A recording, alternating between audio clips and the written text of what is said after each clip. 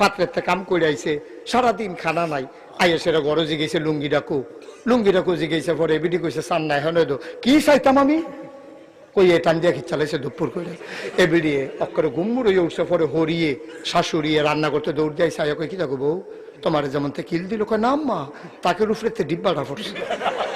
এরপরও স্বীকার করে না জামাইয়ে মারছে। সুবহানাল্লাহ কইতেন না?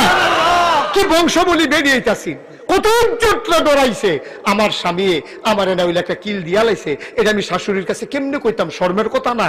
কিল দিয়া লাইছে। পরে কইছে যে না আম্মা ডিব্বাটা পড়ছে। কইছো হদি ফানি দেখা যাক লগে যে ভালো পড়ছে।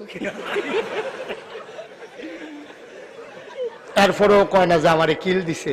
মনে করেন না বিড়িয়ে বুল্লা লাইছে, এ বিড়িটা মনে লইয়া বইয়া রইছে, এমনি কিল দাও ঢুকতে নাই। রাইতের বেলা যখন শুইতে গেছে আকিস বিড়ি টানতে টানতে তারে নারে করে ঢুকছে, গিয়া দে হে বিড়ি হে ফেল ফিরা জানালার দিকে ফিরে হইতা রইছে।